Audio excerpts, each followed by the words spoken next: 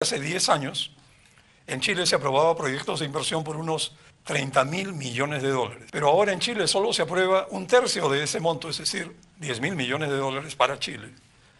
¿Qué es lo que cambió en Chile? Se ha reconocido la falta de capacidades del Estado y sus limitaciones de gestión y han ido a lo sensato, bajar el nivel, no mover más dinero de lo que se puede gastar o mover eficientemente.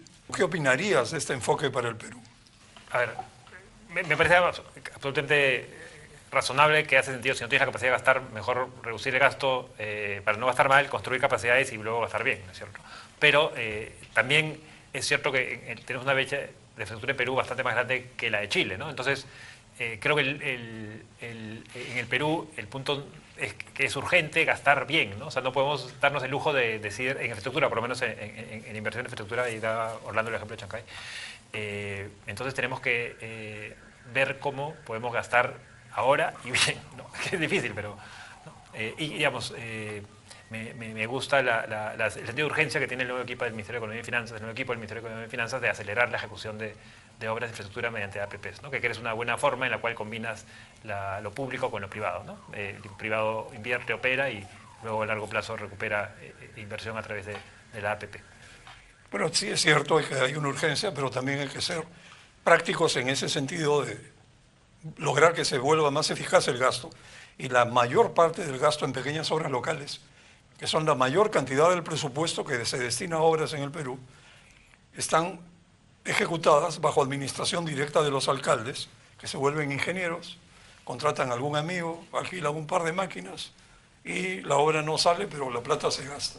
Eso habría que corregirlo, de repente dejando de ejecutar de esa manera y empaquetando obras a nivel de regiones enteras, para que, por ejemplo, Proinversión, en una APP con empresas de nivel internacional, equipe a la región en un solo esfuerzo. Pero lo que quizás menos se debate, Juan José, es el dilema de los funcionarios probos y competentes. ¿Qué opinas al respecto? Ese es un gran tema porque lo que ha estado pasando progresivamente es que los buenos funcionarios, los funcionarios competentes, aquellos que sí tienen idoneidad técnica e idoneidad ética, se han estado yendo al sector público.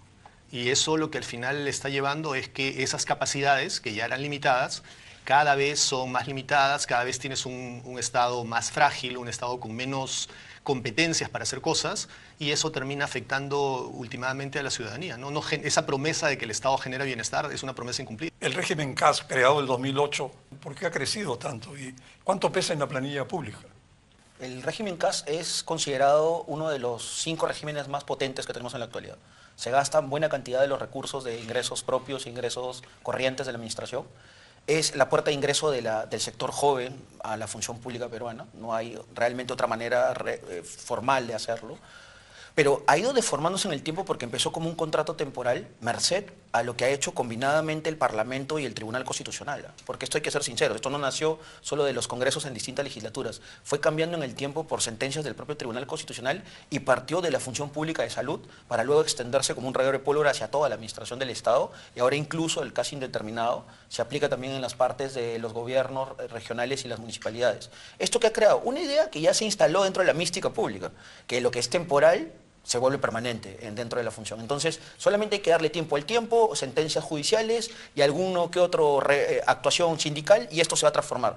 Y con esto le has dado una estocada muy fuerte al servicio civil. Y eso es lo que no se dan cuenta tanto los magistrados del Tribunal Constitucional de ese momento que aprobaron esas sentencias, como los del judicial que siguieron ese camino, y los propios legisladores que terminaron destruyendo lo poco que se había avanzado con el servicio civil al construir un régimen que era temporal en un régimen permanente, que además no ha tenido concursos. Eso es lo peor de todo. No han pasado una selección metodológicamente comprobada para saber si están dentro de los márgenes de apreciación profesional y ética que se necesita en la administración. No se sabe. Quizás estamos haciendo un tiro al aire, pero quizás algunos sean buenos, pero muchos comprobadamente no lo son. Y habría que ver quiénes están procesados en la Fiscalía para saber si muchos de ellos están ligados por el mecanismo CAS, ¿no? Hay un periodo de ignorancia, y hay mucha ignorancia técnica sobre el derecho de la función pública, pero también hay un tema de apatía. O sea, cuando tú tienes ignorancia técnica, eso lo puedes superar, porque puedes leer, hay cosas que puedes consultar. A un magistrado del Tribunal Constitucional no le está vedado preguntar. Y hay gente que sabe más que tú sobre ese derecho administrativo sectorial. Entonces puedes preguntarlo, pero no lo hicieron. Y luego los legisladores nunca hacen la discusión correcta. Y me preguntaban si era necesario derogar la ley del servicio civil. Yo, si tú derogas la ley, mañana se queda sin modelo organizativo partes enteras de la administración. O sea, tú no puedes hacer cambios intempestivos en estas cosas. Y tienes que hacerlo de una manera mesurada, prudente, porque son leyes extremadamente técnicas. ¿Cuántos regímenes laborales tiene el Estado? Hemos estado calculando, eran 12 que conocíamos, 5 informales, y es probable que haya algún híbrido que se nos esté pasando por debajo, porque las funciones municipales también crean lo propio, ¿ah? Hay incluso un espacio que se llama los repuestos, que es un espacio que hay que estudiarlo. Son personas que están repuestas por jueces laborales. El tema de los casos ha sido bien nocivo. Y realmente, en el tema de la reforma del servicio civil, cada paso a favor que se da, lo retrocedemos con mucha velocidad. Y yo creo que uno de los últimos ejemplos de eso fue el tema de esta ley que le terminó dando estabilidad laboral al personal CAS.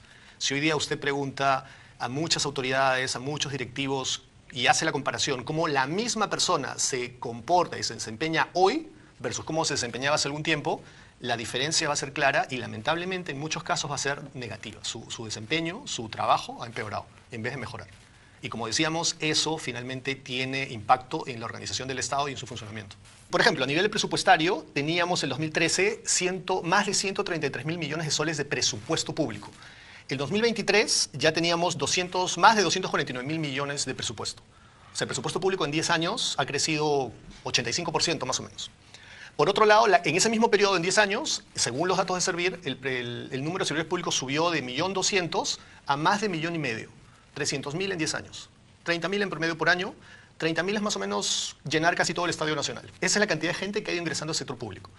La planilla ha crecido también. Ha pasado en el 2013 de tener casi 33.000 millones de soles a poco más de 72.000 millones. Ha pasado porcentualmente de ser 24.6% del presupuesto total a ser 28.8% del presupuesto.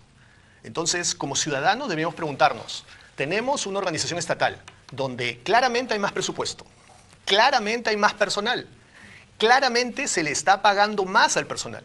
Deberíamos preguntarnos como ciudadanos, ¿qué ha mejorado en el Estado? ¿Qué ha mejorado en cuanto a servicios, en cuanto a regulación, en cuanto a eficiencia? ¿En qué estamos mejor los ciudadanos?